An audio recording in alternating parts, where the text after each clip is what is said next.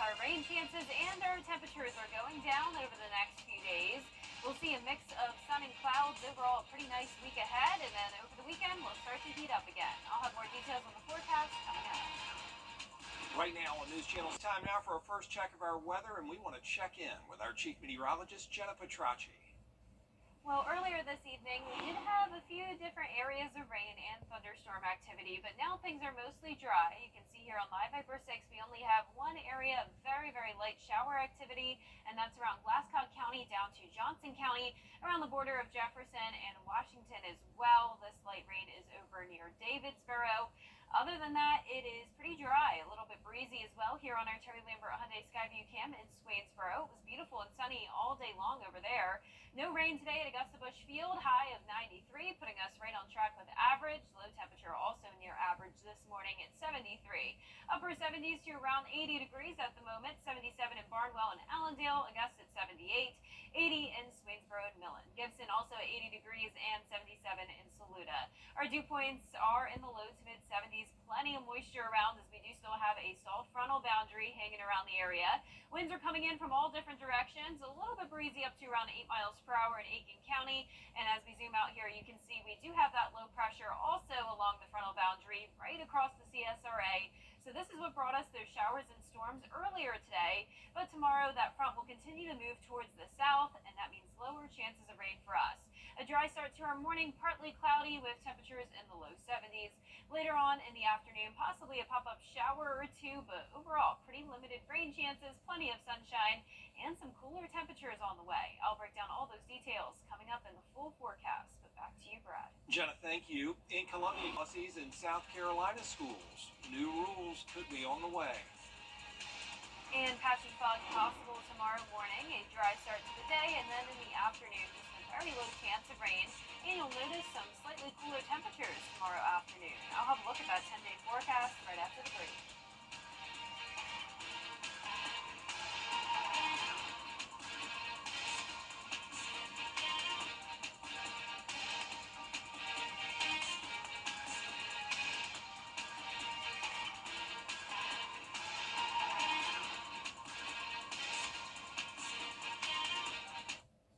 How do you become the for women in business? We'll be discussing putting the human in human resources with Gia Hunter. Register online at AugustaMetroChamber.com.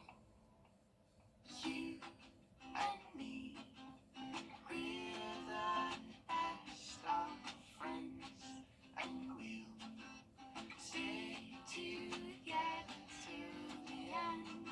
For years, Freddie the Forecaster has been a true friend to our community. We're the best of friends. Enter to win your very own Freddie bobblehead today at WJBF.com. Sponsored by Alpha Insurance. Live Viper 6 is weather coverage you can count on. Now, your most accurate forecast with WJBF Live Viper 6. Welcome back. Looking good this evening on Live Viper 6. It's a mostly dry night with just a few light showers around the border of Washington, Jefferson, Glasscock, and Johnson counties. I mean, we're talking sprinkles here. It is really not looking like much heavy rain for us tonight. Our Terry Lambert Hyundai Skyview Cam at Wellstar MCG Health showing dry conditions, partly cloudy skies, upper 70s, still feeling like the low 80s though because of some very high dew points. And the winds are coming in very light at 3 miles per hour here in town. Upper 70s to low 80s across the board. 76 in Sandersville, 80 in Lincolnton, 77 in Barnwell. Sylvania, you're at 78 degrees. We still have this front that's been hanging around the two-state over the past couple of days. Low pressure right over the CSRA. That's the reason we had a few isolated showers and storms today. But that front is going to start to move down towards the south, and we'll have some drier air moving in behind it. So that means we'll have very low chances of rain over the next couple of days. Pretty much dry throughout your Wednesday. Throwing in a chance of rain in the afternoon. Temperatures starting out in the low 70s, climbing only into the upper 80s, and you'll definitely notice the cool down, primarily because the dew points are also getting lower. So it's not just the actual temperatures lowering, it's also those heat index values. So notice it'll only be feeling like the low 90s. rather than the low 100s, which is what we had earlier this week. On top of that, you'll notice a little bit of relief as you head out the door early in the morning on Thursday through Saturday. Temperatures falling into the upper 60s, so a little bit of a taste of fall, you could say, as we head into high school football season. You can see on our futurecast tomorrow afternoon a few pop-up showers. Looks like the majority of the rain will stay to our southeast, so overall giving it a 20% chance of rain. Decent amount of sunshine still tomorrow. Overall, some really nice days ahead for us. As we look at the southeast version of the futurecast here tomorrow at 6 a.m., that front really not moving, but then eventually it turns into a cold front, slides down to the south of us, and that's when we'll start to see those clearing skies. A little bit of fog possible each morning long, but each morning as we go into the next couple of days. But you can see here Thursday night, clear skies, and for Friday, still really not seeing much rain. High pressure will build in overhead, and that will keep things mostly dry and really limit those rain chances all this week and next week. Really only up to around 1.5 inches of rain at the most. We're not going to get any rain from the tropics, thank goodness. We have Tropical Storm Ernesto still at 65 miles per hour. Right in between the British Virgin Islands and Puerto Rico. Eventually we'll be moving into the open Atlantic, and that's when it will strengthen all the way up to Category 2 hurricane status. Most likely going right for Bermuda this weekend, but look at the distance. It's staying away from the United States, so that is very good news for us. Our lows tonight will be in the low 70s, and our highs tomorrow will be in the upper 80s, well below our average of 93. Not expecting anyone to get to that 90-degree mark tomorrow, but we will be back to the low 90s on Friday. Mostly sunny skies, very low chances of rain, slightly higher chances over the weekend. Could see a few storms as temperatures heat back up. And then next week, same thing, low 90s, low chances of rain. All right, Jenna, thank you. South Carolina could become the next state to limit cell phone use in schools. The State Board of Education set to approve guidelines soon. This summer, state lawmakers passed a temporary one-year rule in the state budget that requires schools to ban student cell phone use or lose state funding. Cell phone bans are already in place at many schools, but they're not always enforced. Because they can text or do whatever on a watch just as well. They can be just as not as distracted with their watch, but they could still send messages and they could still be disruptive with a watch. A survey sent out in June showed more than 90% of teachers do support a policy that limits cell phone access, and more than half of them supported a complete cell phone ban during the school day. Coming up, highlights from the interview on X with former President Trump. Do you have what it takes to be a border ball cheerleader? We're looking for the area's best high school seniors. Tryouts for Team South Carolina will be held on Sunday, August 25th. Register now at WJBF.com/cheer. Well, just days after winning a bronze medal at the Olympics, a WNBA star is suing her former team for discrimination. She says they traded her after she got pregnant. Rhiannon Alley has more. This morning, three-time All-Star De'Erica Hamby is suing the WNBA and the Las Vegas Aces for discrimination. In a federal lawsuit, Hamby says back in 2022, to entice her to re-sign with the team, the Aces offered her housing and tuition for her daughter's private school. But Hamby claims everything changed when she told them she was pregnant. After that, she says she was forced to vacate the housing. The school's tuition wasn't paid, and she claims she was bullied by the coaching staff. This lawsuit raises very real questions about whether a league that exists to empower women understands that women have the right to control their own destiny. Hamby claims Coach Becky Hammon asked her if she planned the pregnancy and questioned her dedication to the team. Hammon denies the allegations. Obviously, she has a different opinion, and she's allowed to have that opinion.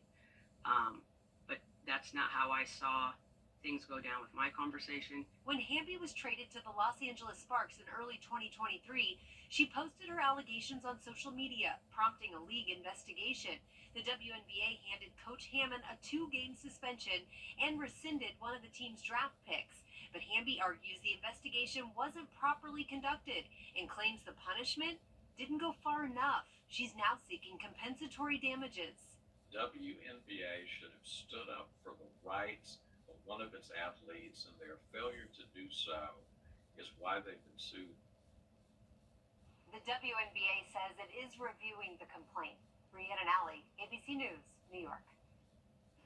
An update on the controversy regarding American gymnast Jordan Childs and her floor routine score at the Summer Olympics. Childs will not get an To get the weather, you need to see the whole picture. That's why Live Fiber 6 gives you the Skyview Network. Get a live view of traffic and weather from all over the CSRA. Available online 24 hours a day at WJBF.com and the free Live Fiber 6 mobile app.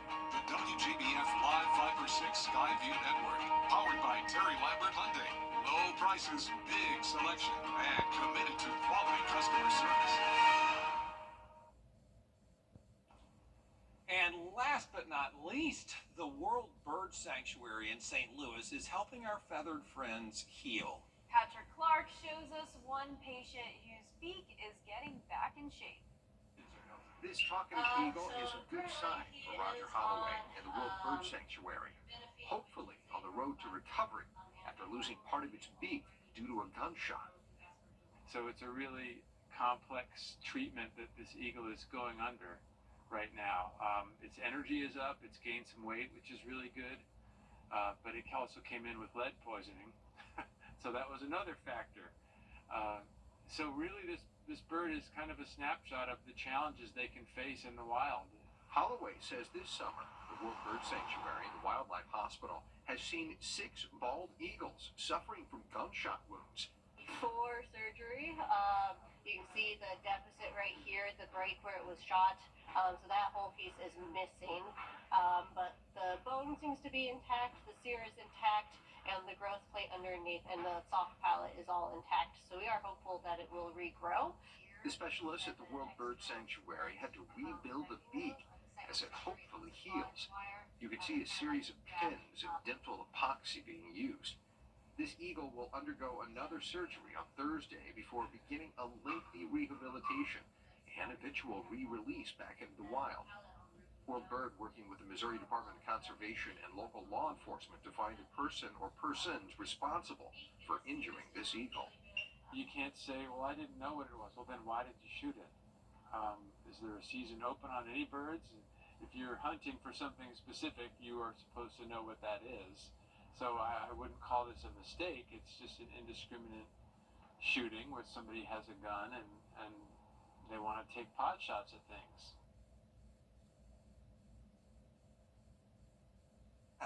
I know, right? Yeah, you can't shoot a bald eagle, and they knew what it was. They knew you can recognize a bald eagle from a mile away. Yes. But they catch that person. Seriously, I'm just glad they're able to help them out, though. Me too. Get well soon. Sweet bird. Well, our 10-day forecast showing very low chances of rain over the next 10 days, really only around 10 to 30%. Mostly sunny days as well Thursday and Friday as we have some drier air moving in. You'll definitely notice the cooler temperatures as well and lower humidity. Low of 72 tonight, but then a low of 68 going into our Thursday. Highs only in the upper 80s. Back to the low 90s starting on Friday, and those low 90s carry us into next week as well. Looks good, Jenna. Thanks for that, and thank you for watching. We're back at the top of the hour on News Channel 6 at 11. And Hogan's Heroes is next here on WTV.